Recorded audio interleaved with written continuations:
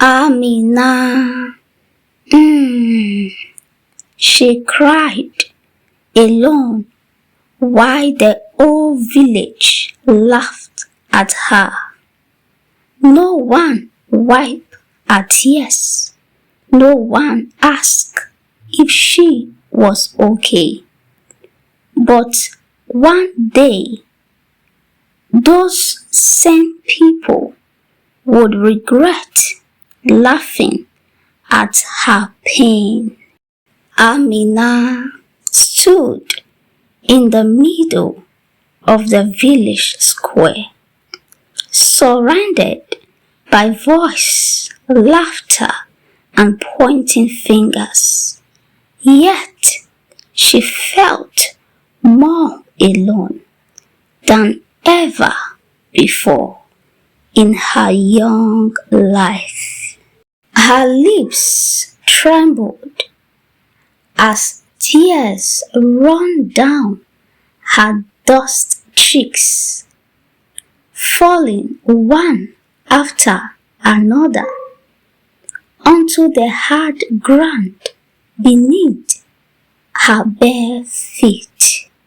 Children laughed louder, mocking her pain, while adults watched without saying a single word to defend her.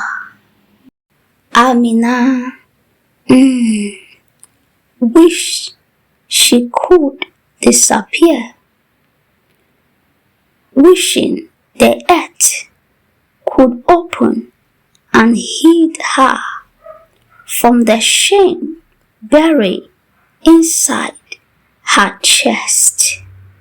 Among the crowd stood Auntie Zainab, her guardians, staring at Amina with cold eyes instead of compassion.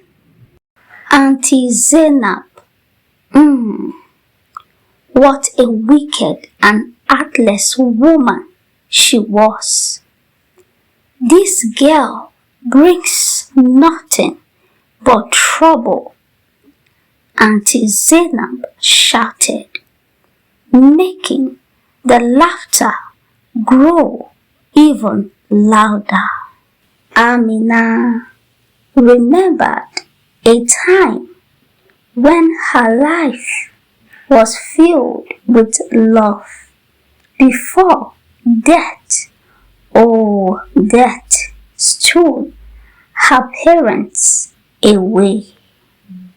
Since that day, our world has changed, turning from worst into endless pain and rejection. Living with her auntie never felt like home. It felt like a place where love was forbidden.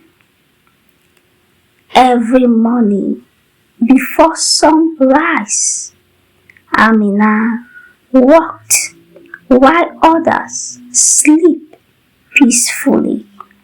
She carried heavy water pot on her small head, her neck aching, her heart tired. Even when her body begged her to rest, she continued because rest was not allowed for her. That afternoon, her weak hands slipped and a clay pot fell and broke into pieces.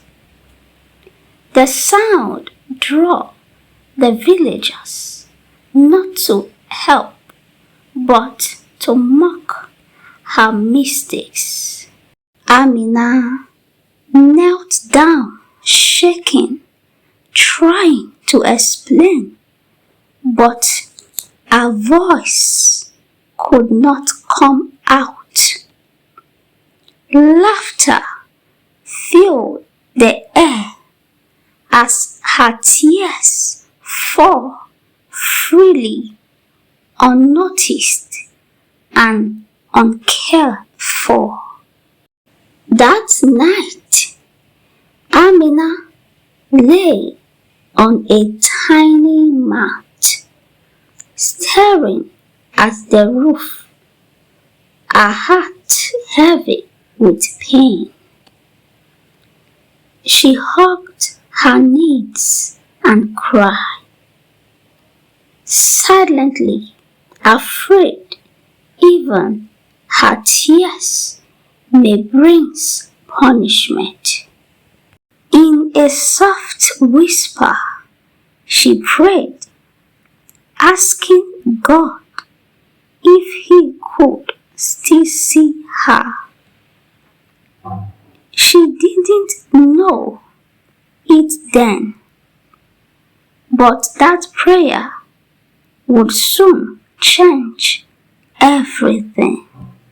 The next morning, Chief Kobo, a very honest and brave man, arrived unexpectedly at the village square. The laughter disappeared as silence covered the crowd like a heavy cloth. Chief Kobo has heard stories of cruelty and came to see the truth himself.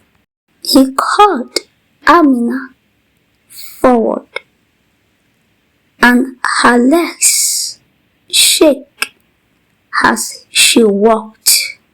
With tears in her eyes, Amina told her story from beginning to the end. For the first time, the villagers listened instead of laughing. Auntie Zainab lowered her head, shamed, feeling her heart. Chief Kobo raised his staff and spoke with a voice of authority. Cruelty destroys us all, he said, especially when done to a child. That day, the village learned a painful lesson. Amina was sent to school, something she had only dreamed of before. She studied with hunger, reading as if knowledge could heal her wounds. Years passed, and the sad little girl slowly became strong. Pain no longer controlled her. It shaping her into someone brave. She began helping other children who cried like she once did. The same village that mocked her now respects her. Auntie Zainab apologized with tears she once refused to understand. Amina forgave her not because it was easy, but because she was strong. She understood that her tears were never wasted.